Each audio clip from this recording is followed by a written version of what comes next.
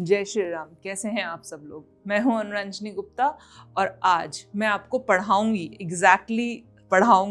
कि किस तरीके से आप किसी भी व्यक्ति की कुंडली देखकर ये बता सकते हैं कि यहाँ पर लव मैरिज होगी या अरेंज मैरिज होगी। आजकल ये क्वेश्चन बहुत पूछे जाते हैं कि मैम मेरी लव मैरिज होगी, अरेंज मैरिज होगी, क्या कैसे। तो कुंडली में क्या ऐसे विशेष सूत्र बनते हैं, क्या कॉम्बिनेशंस ऐसे बनते हैं जिनसे कि ये हम आइडेंटिफाई कर सकते हैं कि इस व्यक्ति की लव मैरिज है या अरेंज मैरिज। लेकिन वो सब पढ़ाने से पहले, बताने से पहले एक चीज़ बताना चाहती हूँ कि लव मैरिज का मतलब ये नहीं होता कि भाग के शादी कर लेना, छुप के शादी कर लेना, ऐसा नहीं होता, या माँ बाप की मर्जी के बिना शादी करना, ऐसा नहीं होता। लव मैरिज का मतलब आज की डेट में ये है कि आप जिस व्यक्ति से शादी करने जा रहे हैं, अपने परिवार की सहमति से भी चाहे शादी करें, उस व्यक्ति को आप पहले से जानते थे, उस व्यक्ति के साथ आपका प्रेम संबंध पहले से था, आप उसको पसंद करते थे पहले से, और उसके बाद फिर आपने अपने घर वालों को बताया और आपके घर वालों ने मान लिया और आपकी शादी हो गई। That is called love marriage. जिस लव मैरिज की बात मैं करने जा रही हूँ, भाग के शादी कर लेना, छुप के शादी कर लेना, बिना परिवार वालों की मर्जी की शादी होना, उसके कुछ अलग कॉम्बिनेशंस बनते हैं, उनको भी डिस्कस करेंगे इस वीडियो में। लेकिन सबसे पहले जो डिस्कशन होगा वो ये होगा कि शादी में लव मैरिज का योग है या नहीं है, मतलब शादी लव मैरिज है या अरेंज मैरिज है, ठीक है। और उसके बाद देखेंगे कि चाहे अब लव मैरिज हो या अरेंज मैरिज हो, बाद में शादी शादी ही होती है, चाहे लव हो चाहे अरेंज हो। तो उस शादी में आपको सुख कितना मिलेगा, वो शादी की क्वालिटी कैसी होगी, किस तरह से रहेगी, तो ये सारी चीज़ें, लव मैरिज होगी, अरेंज मैरिज होगी, भाग के शादी होगी, छुप के शादी करनी पड़ेगी, शादी हो जाएगी, उसके बाद कैसा रहेगा, उसके बाद का सुख कैसा रहेगा, वो सारी की सारी चीज़ें इस वीडियो में डिस्कस करूंगी और बताऊंगी, विद एग्जाम्पल्स बताऊंगी। देखो आप पीछे बोर्ड दिखाई दे रहा है ना, तो पूरा विद एग्जाम्पल्स बताऊंगी आपको। आज आपको इसी बारे में पढ़ाने जा रही हूँ। तो अगर आपके पास अपनी कुंडली है तो वहां पर आपको क्या देखना है लव मैरिज या अरेंज मैरिज के लिए?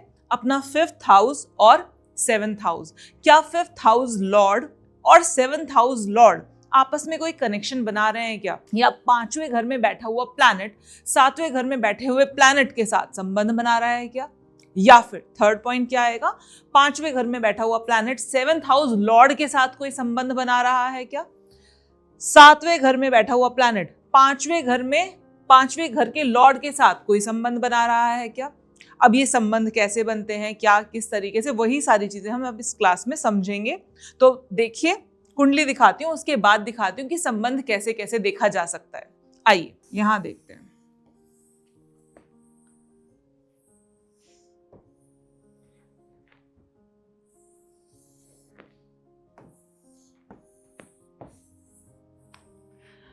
यहां देखिए, यहां पर ये हमारा, ये जो खाना होता है, ये हमारा 5th हाउस है। अब इस खाने का संबंध यहां पर बैठे हुए प्लैनेट के साथ होना चाहिए।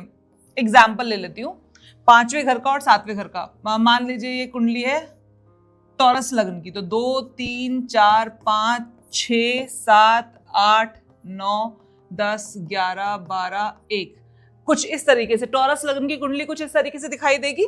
अब यहां पर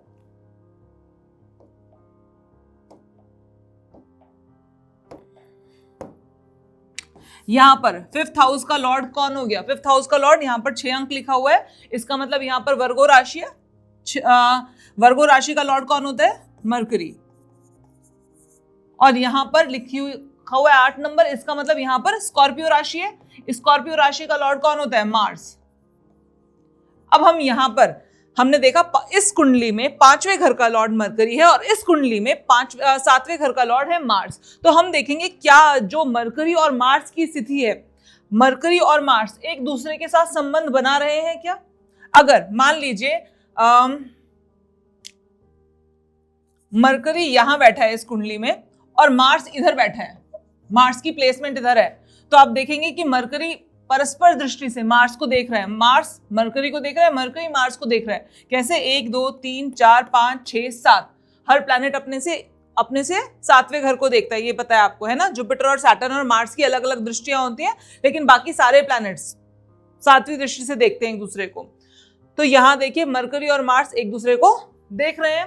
उसके बाद अगर मरकरी और मार्स, मान लीजिए यहां पर मरकरी और मार्स साथ में बैठे होते, तो भी हम क्या कह देते कि ये दोनों एक दूसरे के साथ संबंध बना रहे हैं। मार्स चौथी दृष्टि से भी देखता है।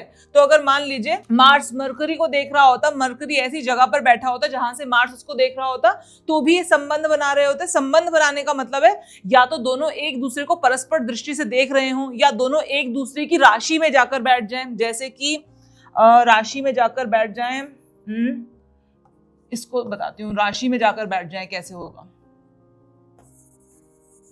मरकरी और मार्स, देखिए आप यहां पर मान लीजिए मरकरी यहां पर बैठ जाए और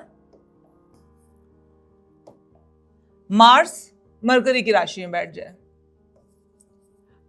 तो यहां पर भी मरकरी और मार्स एक दूसरे के साथ संबंध बना रहे हैं। क्या किया इन्होंने? एक्सचेंज किया है। या तो एक दूसरे को देख लें, या तो एक दूसरे के साथ अपनी राशि एक्सचेंज कर ले। मरकरी मार्स की राशि में बैठा है, मार्स मरकरी की राशि में बैठा है। कहने का अर्थ है किसी भी तरीके से 5th हाउस का लॉर्ड 7th हाउस के लॉर्ड के साथ जब भी संबंध बनाता हुआ दिखाई देगा, तो आप क्या बोलेंगे? ये व्यक्ति का प्रेम विवाह होगा, मतलब इसका लव मैरिज होगा। इसके लिए लव मैरिज होना बहुत आसान है और 99% चांसेस क्या बनेंगे? मैं 99% क्यों बोल रही हूँ? क्योंकि 1% केसेस में मैंने ऐसा भी देखा है कि शादी के लिए लड़का या लड़की मम्मी पापा ने पसंद किया, लेकिन उसके साथ इतना लंबा समय आपको मिल गया कि आपको शादी से पहले उस व्यक्ति के साथ बहुत ज़्यादा अट्रैक्शन हो गया, बहुत बहुत बहुत ज़्यादा अट्रैक्शन हो गया, तो उसको भी हम लव मैरिज में काउंट करते हैं इस वजह से।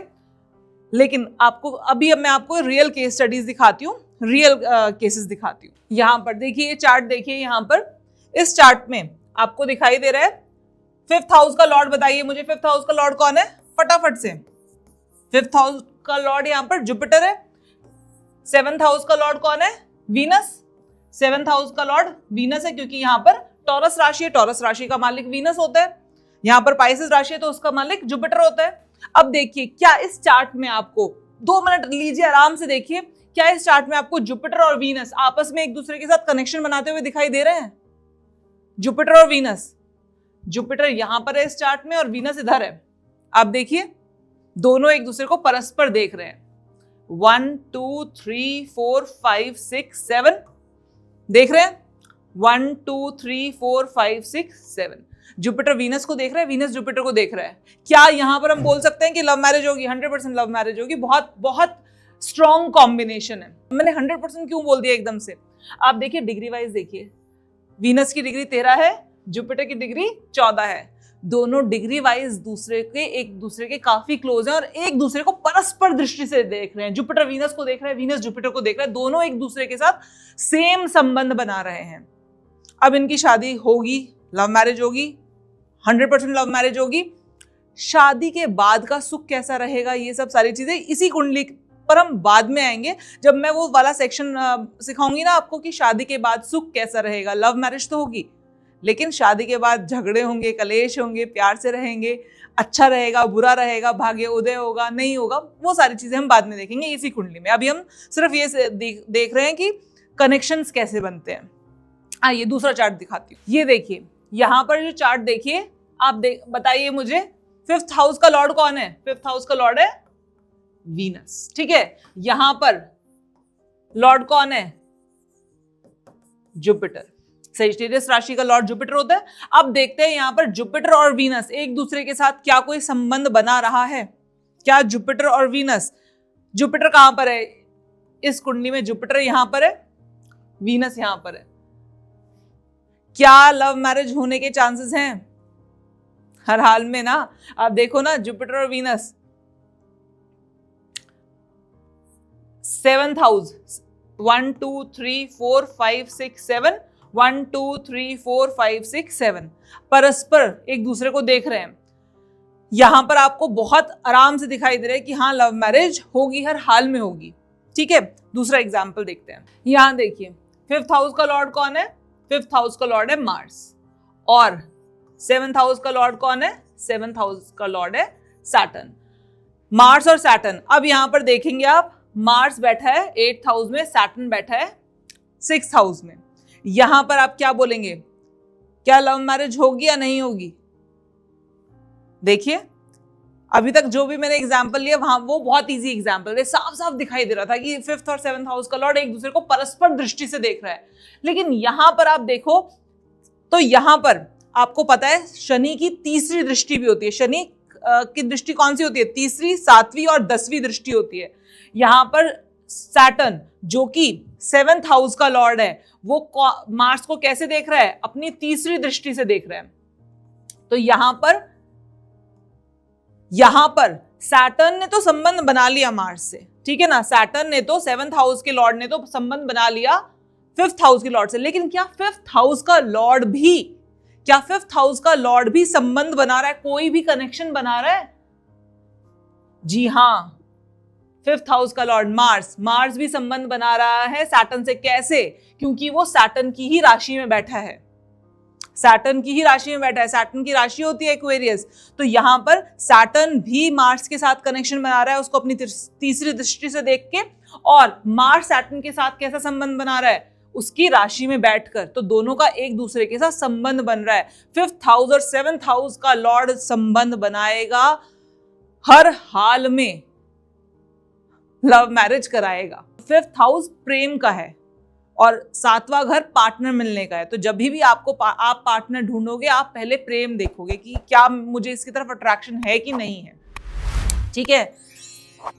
आई थिंक क्लियर हो रहा है। अभी एक और टफ वाला एग्जांपल लेती हूँ, ठीक है। उसमें बताना, जरा देख के ध्यान से पढ़ना उसमें, कि क्या उसमें आपको समझ में आ पा रहा है कि ये इसमें लव मैरिज होगी नहीं होगी, क्या है। थोड़ा टफ एग्जांपल है, वो वाला लेंगे। इसमें बताओ, इसमें आपको यहां पर क्या दिखाई दे रहा है? 5th हाउस लॉर्ड मर्करी, ये दिखाई दे रहा है सन। क्या मरकरी और सन में कोई भी कनेक्शन दिख रहा है? मरकरी और सन में कोई भी कनेक्शन दिख रहा है? नहीं दिख रहा, एक्चुअली में नहीं दिख रहा। ना तो दोनों एक दूसरे के कोई, ना तो घर बदला है, ना तो एक दूसरे को देख रहे हैं, कोई कनेक्शन नहीं दिख रहा। मैंने कहा था ना ये टफ एग्जांपल है। अब देखो यहां पर 5th हाउस में बैठा कौन है? 5वें घर में कौन सा प्लैनेट बैठा है? राहु। जब हमें मरकरी और सन में कोई कॉम्बिनेशन ना दिखे, मैंने आपको क्लास की स्टार्टिंग में याद करो, मैंने क्लास की स्टार्टिंग में क्या बोला था कि अगर 5वें घर में कोई प्लैनेट बैठा होगा, अगर उस प्लैनेट का संबंध आपको दिखाई देता है सन के साथ, उस प्लैनेट का संबंध आपको सूर्य के साथ दिखाई देता है, तो भी बहुत स्ट्रॉन्ग कॉम्बिनेशन हो जाते हैं लव मैरिज के। क्या राहु का कोई भी कनेक्शन सूर्य के साथ दिखाई दे रहा है? जी हां, सूर्य किसकी राशि में बैठे हुए हैं? सूर्य एक्वेरियस राशि में बैठे हुए हैं और राहु को रूलर है एक्वेरियस राशि का। सैटर्न एंड राहु दोनों को रूल करते हैं एक्वेरियस राशि को। तो सूर्य कौन सी राशि में आकर बैठ गए हैं? यहां पर राहु की राशि में आकर बैठ गए हैं। सूर्य ने किसके साथ संबंध बना लिया है? राहु के साथ संबंध बना लिया है। और राहु एक ऐसा प्लैनेट है कि जो उसके साथ संबंध बना ले वो उसके साथ ऑटोमेटिकली संबंध बना लेता है। राहु एक छाया की तरह है। तो यहां पर हम क्या बोल सकते हैं? लव मैरिज होगी। हाँ जी, लव मैरिज होगी, 100% लव मैरिज होगी, क्योंकि यहां पर राहु और सूर्य का संबंध आपको दिखाई दे रहा है। एक ऐसे प्लैनेट के साथ, 7वें घर के लॉर्ड ने ऐसे प्लैनेट के साथ संबंध बनाया है जो कि खुद अपने आप उस घर में विराजमान है। तो यहां पर लव मैरिज 100% होगी। एक और चार्ट दिखाती हूं आपको। अब देखिए यहां पर 5th हाउस का लॉर्ड कौन है? यहां पर जुपिटर, ठीक है। और 7th हाउस का लॉर्ड कौन है? यहां पर सैटर्न अपने ही घर में बैठा है। देखिए यहां पर सैटर्न अपने ही घर में बैठा है। क्या जुपिटर और सैटर्न कोई भी संबंध बना रहा है? देखो जुपिटर की ना 3 दृष्टियां होती हैं, 5वीं, 7वीं और 9वीं। 1 2 3 4 5। तो जुपिटर की 5वीं दृष्टि इधर पड़ रही है, 6 7 7वीं दृष्टि इधर पड़ रही है, 8 9 9वीं दृष्टि यहां पर पड़ रही है। जुपिटर किसी भी तरीके से सैटर्न से संबंध बनाता हो मुझे यहां पर नहीं दिखाई दे रहा है। सैटर्न की भी 3 दृष्टियां होती है, तीसरी, 7वीं और 10वीं। क्या सैटर्न जुपिटर से कनेक्शन बना रहा है? तो तीसरी, 1 2 3 तीसरी दृष्टि से, 4 5 6 7 7वीं दृष्टि, 8 9 10 10वीं दृष्टि। यहां पर मुझे किसी भी हालत में किसी भी दृष्टि से जुपिटर और सैटर्न के बीच में कोई कनेक्शन नहीं दिखाई दे रहा। यहां पर 5th हाउस का लॉर्ड, 7th हाउस का लॉर्ड एक दूसरे के साथ कोई कनेक्शन नहीं बना रहा। सातवें घर में खुद शनि बैठा है, कोई कनेक्शन नहीं बना रहा पांचवें घर के लॉर्ड के साथ। यहां पर आप मुझे बताओ, क्या यहां पर लव मैरिज होने की संभावनाएं हैं? पॉसिबल ही नहीं है, ये चार्ट ही नहीं है। यहां पर अगर ये व्यक्ति आपके पास आता है और बोलता है लव मैरिज, क्या मेरी लव मैरिज होगी, अरेंज मैरिज होगी, आप सिंपली बोलोगे नहीं, है ही नहीं, स्कोप ही नहीं है, कहीं पर लव मैरिज नहीं होगी, इसकी अरेंज मैरिज हुई है। ठीक है, आप देखो, अब अपने सारे के सारे लोगों का चार्ट उठाओ, जो भी लोग आपके आसपास हैं उनके चार्ट्स देखो कि किसके चार्ट में आपको लव मैरिज दिखाई देती है, किसके चार्ट में अरेंज मैरिज दिखाई देती है। ये हमारी वीडियो का ना पहला पार्ट था, खत्म। अब इस वीडियो का दूसरा पार्ट स्टार्ट करते हैं। शादी हो गई, लव मैरिज हुई, अरेंज मैरिज हुई, कैसी भी हुई शादी, लेकिन शादी हो गई। शादी के बाद मैं एक चीज बोलती हूँ, चाहे लव मैरिज हो चाहे अरेंज मैरिज हो, शादी के बाद ना वो शादी होती है, ना लव होती ना अरेंज होती, वो शादी होती है। शादी के बाद जब दो लोग एक साथ आकर रहते हैं, एक छत के नीचे रहते हैं, हमेशा हर टाइम साथ रहते हैं, अच्छी बुरी सारी चीजें देखते हैं एक दूसरे की, उस समय ना रियलिटी चेक आता है।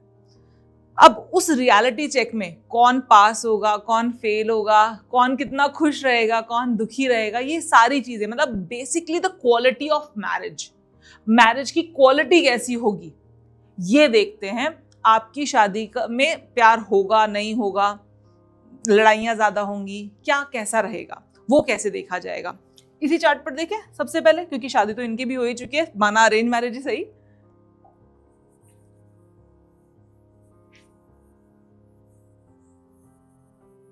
देखिए, क्वालिटी ऑफ मैरिज के लिए ना आप हमेशा क्या देखोगे, क्वालिटी ऑफ मैरिज के लिए आप दो चीजें देखोगे।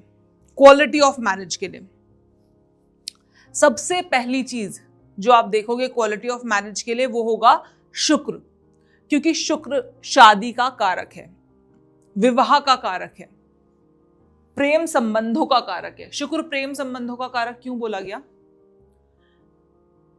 जैसे शुक्र एक डिटेलिंग चाहता है ना हर चीज में, शुक्र को समझना आसान नहीं है।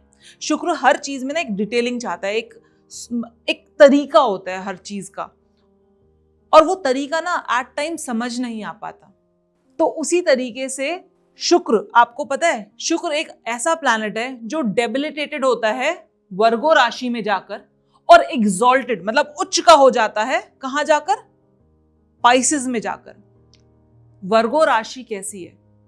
पारदर्शी, एकदम पारदर्शी, सारी चीजें एकदम क्लैरिटी से दिखाई दे रही हैं, छोटी छोटी चीजें, मीन मेक सारी के सारी, कि ये कमी है, ये कमी है, बहुत कैलकुलेटिव, बहुत कैलकुलेटिव। तो वहां पर शुक्र क्या फील करता है? नीच का फील करता है, वहां पर शुक्र डेबिलिटेटेड फील करता है। द सेम वे अगर आप किसी रिश्ते को अच्छा रखना चाहते हैं, बढ़िया रखना चाहते हैं, तो आपको क्या करना पड़ता है? एट टाइम्स आपको इतनी क्लैरिटी चाहिए नहीं होती, आप कहते हो यार कुछ चीजें ना कॉम्प्रोमाइज करनी पड़ती हैं, एडजस्ट करनी पड़ती हैं, कुछ चीजों को अनदेखा करना पड़ता है, नजरअंदाज करना पड़ता है, तभी जाके रिश्ता सही चलता है, अदरवाइज नहीं चलता। तो शुक्र एक ऐसा प्लैनेट है जो नीच का महसूस करता है, डेबिलिटेटेड महसूस करता है, एक ऐसी राशि में जाकर, वर्गो राशि में जाकर, जो क्वेश्चन आंसर्स की राशि, एकदम क्लैरिटी चाहिए, हर चीज को पूछना है, हर चीज को जानना है, बहुत सारे क्वेश्चंस हैं वर्गो राशि में, वहां जाकर ये नीच का फील कर रहा है। लेकिन सबसे मेच्योर, सबसे परिपक्व राशि में जाकर ये एग्जॉल्टेड फील करता है। पाइसेस राशि, पाइसेस राशि का कलर क्या है? पाइसेस राशि का कलर है काला, जहां पर आप भरोसा करते हो, आप आंखों से नहीं, जो आपकी इंट्यूशन होती है ना, पाइसेस राशि आपकी इंट्यूशन की है, तो आप वहां पर भरोसा करते हो कि ओके फाइन, जो भी हो रहा है ना, भरोसा है मुझे उसके ऊपर। तो द मोमेंट आप अपने रिलेशनशिप में भरोसा लेकर आते हो, वीनस क्या हो जाता है? एग्जॉल्टेड हो जाता है वीनस, क्योंकि वीनस भरोसा मांगता है, एक रिलेशनशिप भी क्या मांगता है? भरोसा। तो शुक्र बेसिकली क्वालिटी ऑफ मैरिज कौन डिफाइन करता है? क्वालिटी ऑफ मैरिज डिफाइन करेगा आपकी कुंडली में शुक्र की स्थिति कैसी है। अब यहां पर देखते हैं इनके शुक्र की स्थिति कैसी है। इनका शुक्र उच्च का है, शुक्र उच्च का है तो बहुत बढ़िया बात है भाई, शुक्र उच्च का है यहां पर, लेकिन कौन से हाउस में है? 8th हाउस में। 8th हाउस हमारा कुछ परेशानियों का घर होता है। शुक्र उच्च का है, मैरिज में सैटिस्फैक्शन तो रहेगी, प्यार भी रहेगा। आप देखो शुक्र के साथ कोई भी ऐसा प्लैनेट नहीं बैठा है जो कि मेलेफिक हो। आपको क्या देखना है कि शुक्र के ऊपर कोई मेलेफिक प्लैनेट का कोई असर तो नहीं है। मेलेफिक प्लैनेट मतलब मार्स का, सैटर्न का, ठीक है, राहु का, केतु का, क्या इनका कोई मार्स, सैटर्न, राहु, केतु ये सब मेलेफिक इफेक्ट्स हैं? तो क्या वीनस के साथ यहाँ पर कोई मेलेफिक इम्पैक्ट वाला कोई भी प्लैनेट बैठा है मेलेफिक इम्पैक्ट वाला? नहीं, कोई प्लैनेट नहीं बैठा, और इनफैक्ट वीनस एग्जॉल्टेड होकर बैठा है। लेकिन प्रॉब्लम क्या है, वीनस का प्लेसमेंट 8th हाउस है। तो हम ये कह सकते हैं कि शादी के बाद तकलीफें आएंगी, लेकिन शादी की क्वालिटी अच्छी रहेगी। आपस में दोनों में एक दूसरे के साथ परस्पर अच्छा वो रहेगा, लेकिन शादी के बाद तकलीफें जरूर आएंगी। क्यों? क्योंकि वीनस 8th हाउस में एग्जॉल्टेड है। यहां पर वीनस अच्छे प्रभाव लेकर बैठा है। जुपिटर अपनी दृष्टि दे रहा है शुक्र को। यहां पर जब भी जुपिटर वीनस को अपनी दृष्टि दे देगा, शादीशुदा जिंदगी खुशहाल रहेगी। शादीशुदा जिंदगी में थोड़ी बहुत लड़ाइयां हर हस्बैंड वाइफ के बीच में होती है, लेकिन अंदरूनी प्यार बहुत ज्यादा रहेगा, क्योंकि जुपिटर ने अपनी दृष्टि दे दी है शुक्र को। उसके बाद यहां पर हमें कोई नेगेटिव मेलेफिक इंपैक्ट नहीं दिखाई दे रहा है शुक्र के ऊपर। ना ही तो मार्स की दृष्टि है, ना ही सैटर्न की दृष्टि है, ना ही राहु केतु के साथ कोई कंजंक्शन है। तो we can say arrange marriage होगी और शादी के बाद खुशहाल रहोगे। शादी के बाद थोड़ी प्रॉब्लम्स आ सकती हैं क्योंकि शुक्र 8वें घर में, लेकिन आपसी रिश्ते के बीच में कोई प्रॉब्लम नहीं आएगी। आपसी कलह कलेश नहीं चलेंगे। तुम, ये एक लड़के का चार्ट है, तुम अपनी वाइफ के साथ बहुत प्यार से रहोगे, खुश रहोगे, तुम अपनी वाइफ को बहुत प्यार भी करोगे, मान सम्मान भी दोगे, सब कुछ होगा। अरेंज मैरिज होगी। लेकिन क्लियर है? अभी एक दूसरा चार्ट दिखाती हूँ। आइए, इस वाले चार्ट को मैंने वापस खोल लिया। ये जो मैंने सबसे पहला चार्ट लिया था ना, मैंने बोला था क्वालिटी ऑफ मैरिज। अभी क्वालिटी ऑफ मैरिज आप मुझे यहाँ पर बताइए, शुक्र कहाँ पर है? यहाँ पर शुक्र यहाँ पर 9th हाउस में है। 9th हाउस में है शुक्र, गुड है, अच्छा है, कोई प्रॉब्लम नहीं है। शुक्र के ऊपर कोई भी आपको मेलेफिक इंपैक्ट दिखाई दे रहा है? मेलेफिक इंपैक्ट कैसे देखेंगे? क्या राहु और केतु के साथ कंजंक्शन है? क्या राहु और केतु के साथ वीनस का कंजंक्शन है? नहीं भाई, राहु और केतु, आपको इस पूरे घर में राहु केतु कहीं नहीं दिखाई दे रहे, कोई कंजंक्शन नहीं है, गुड इनफ। उसके बाद देखो, क्या मार्स का दृष्टि है? मार्स की दृष्टि है, मार्स यहां पर बैठे है, मार्स की कोई दृष्टि नहीं आ रही। क्या सैटर्न की दृष्टि है? सैटर्न की दृष्टि है क्या? देखो, 1 2 3 4 5 6 7 8 9 10, 10th दृष्टि, 10वीं दृष्टि, क्योंकि सैटर्न की 3 दृष्टि होती है, तीसरी, 7वीं और 10वीं दृष्टि है यहाँ पर सैटर्न की। चलो जी, कोई बात नहीं, सैटर्न की दृष्टि है। क्या यहाँ पर और भी कोई किसी प्लैनेट की दृष्टि है? यहाँ पर जुपिटर की दृष्टि भी है। जुपिटर 7th हाउस, 7वीं दृष्टि से वीनस को देख रहा है। तो यहाँ पर आपको 7th दृष्टि किसकी मिल गई?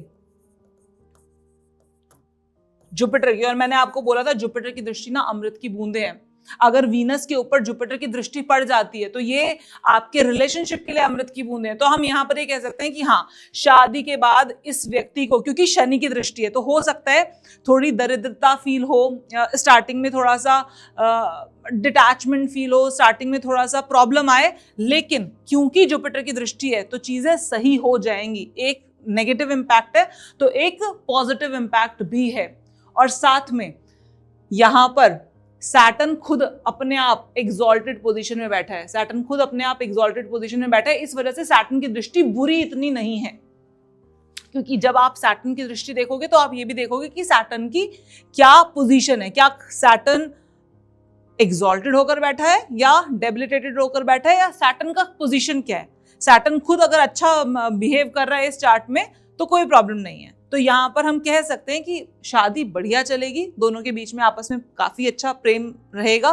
शादी के बाद कोई प्रॉब्लम ज्यादा नहीं होगी, लेकिन प्रॉब्लम होगी, क्योंकि चाहे कुछ भी हो जाए, शनि अगर 10वीं दृष्टि से देख रहा है तो प्रॉब्लम लेकर आएगा। प्रॉब्लम तो आएगी, लेकिन जुपिटर भी देख रहा है और जुपिटर का डिग्री बहुत क्लोज है। तो हम ये कहते हैं कि प्रॉब्लम थोड़ी होगी, अच्छाई ज्यादा होगी शादी के अंदर। ठीक है, एक लास्ट एग्जाम्पल और कराती हूँ कि और कैसा देख सकते हैं। चलिए यहाँ देखते हैं। यहाँ आप देखिए कि वीनस, क्या देख रहे हैं आप? यहाँ पर वीनस एग्जॉल्टेड होकर बैठा है। वेरी गुड, बहुत अच्छी बात है, वीनस एग्जॉल्टेड होकर बैठा है। अब शादी की क्वालिटी कैसी होगी? आप देखो, वीनस के ऊपर, वीनस के साथ कंजंक्शन किसका है? मंगल का कंजंक्शन, जो कि एक मेलेफिक प्लैनेट है, ठीक है, क्रूर प्लैनेट है। तो वाइफ कैसी मिलेगी? वाइफ मिलेगी थोड़ी गुस्से वाली, जिसको बहुत जल्दी गुस्सा आ जाता होगा, वाइफ ऐसी मिलेगी। लेकिन वीनस एग्जॉल्टेड है, वीनस एग्जॉल्टेड है, इसका मतलब वैसे अच्छा है, प्रॉब्लम इतनी ज्यादा नहीं है, लेकिन स्टिल वाइफ गुस्से वाली होगी। यहां पर आप और देखो कि क्या और कोई प्लैनेट दृष्टि डाल रहा है, और कोई प्लैनेट दृष्टि डाल रहा है, और कोई प्लैनेट दृष्टि नहीं डाल रहा, लेकिन क्या जुपिटर दृष्टि डाल रहा है? 1 2 3 4 5। यहां पर 5th हाउस, फिफ्थ हाउस मतलब 5वीं दृष्टि, जुपिटर की 5वीं दृष्टि आ रही है यहाँ पर शुक्र के ऊपर। तो क्या शादी अच्छी रहेगी? हाँ, शादी अच्छी रहेगी। क्या कोई वाइफ गुस्से वाली है? क्योंकि देखो वाइफ गुस्से वाली, बहुत ज्यादा गुस्से वाली है, क्योंकि 2 डिग्री का ही शुक्र है और 2 डिग्री का ही मार्स है। तो वाइफ का गुस्सा मतलब स्काई हाई है, इतना ज्यादा गुस्सा है। मंगल गुस्सा देता है ना, शुक्र इनकी वाइफ है, तो वाइफ का गुस्सा स्काई हाई है। लेकिन स्टिल क्या शादी टिक सकती है? क्या शादी बच जाएगी? गुस्सा, इतना गुस्सा होने के बावजूद भी क्या शादी ठीक चलती रहेगी? हाँ, शादी ठीक चलती रहेगी, क्योंकि जुपिटर की भी 5वीं दृष्टि है। जुपिटर की 5वीं दृष्टि होने की वजह से प्रॉब्लम जो भी होगी, गुस्से की वजह से जो भी प्रॉब्लम आ रही होगी, जुपिटर बचा लेगा। आप हमेशा ये चीज देखो कि क्या जुपिटर की दृष्टि आ रही है या नहीं आ रही है। अगर वीनस के ऊपर जुपिटर की दृष्टि आ रही है तो चाहे कुछ भी हो जाए, शादी को बचा ले जाता है, शादी को प्रॉब्लम नहीं आने देता। कोई और दूसरे प्लैनेट्स, मेलेफिक प्लैनेट्स प्रॉब्लम कर भी रहे होते हैं तो भी शादी पे प्रॉब्लम, शादी पे आंच नहीं आने देता, अगर जुपिटर देख रहा है तो। Is that clear? I think समझ में आया होगा कि क्वालिटी, वैसे क्वालिटी के ऊपर तो मैं चाहूँ तो 10-12 क्लास एक साथ बना सकती हूँ क्वालिटी के ऊपर, लेकिन मैंने आज बहुत शॉर्ट में आपको समझाने की कोशिश की है कि आप किस तरीके से लव मैरिज या अरेंज मैरिज देख सकते हैं, क्वालिटी कैसे देख सकते हैं। और हाँ, एक चीज और मैंने बोला था, मैं आपको ये भी बताऊंगी कि भाग के शादी कर लेना या छुप के शादी कर लेना, ऐसा योग कब देखा जा सकता है? 5वें और 7वें घर का कॉम्बिनेशन बनता है तो हम कहते हैं लव मैरिज। लेकिन 5वें, 7वें और 8वें घर का कॉम्बिनेशन अगर बन जाता है तब हम क्या बोलते हैं? तब बोलते हैं छुप के शादी होगी। 5वें, 7वें, 8वें और 12वें घर का कॉम्बिनेशन बन जाता है तो हम क्या कहते हैं? भाग के शादी होगी। तो सिंपल सी बात है, आप देखेंगे कि जब 5वें और 7वें के साथ 8th हाउस और 12th हाउस इन्वॉल्व हो जाएंगे तो वो कहीं ना कहीं थोड़ा सा बदनामी लेकर आते हैं, क्योंकि जब आप छुप के शादी कर लेते हैं या भाग के शादी कर लेते हैं तो वो एक बदनामी लेकर आते हैं। तो 8वां घर हम कह सकते हैं छुपाने का है, बदनामी का है, चोरी छुपे कोई काम कर लेने का है। तो 8वें घर का इन्वॉल्वमेंट जैसे ही आ जाएगा वहां प्रॉब्लम ज्यादा होगी। ठीक है, चलिए जी, बहुत बहुत धन्यवाद। नेक्स्ट टाइम अगर आपको अच्छा लगा ये वाली क्लास तो आप बताइएगा मुझे कमेंट करके, और अगर आपको अच्छी लगेगी तो नेक्स्ट हम इसी तरीके से कुछ ना कुछ एक टॉपिक लेकर आया करूंगी हर बार, जिसको पढ़ाकर समझाकर आपको थोड़ा एस्ट्रोलॉजी से टच कराने की कोशिश करूंगी। बाकी अगर आप और कुछ ज़्यादा सीखना चाहते हैं एस्ट्रोलॉजी, न्यूमरोलॉजी, वास्तु में, तो आप अनुरंजनी गुरुकुल ऐप को डाउनलोड कर सकते हैं एंड सीख सकते हैं। बहुत सारे कोर्सेज हैं वहाँ पर। ठीक है जी, जय श्री राम।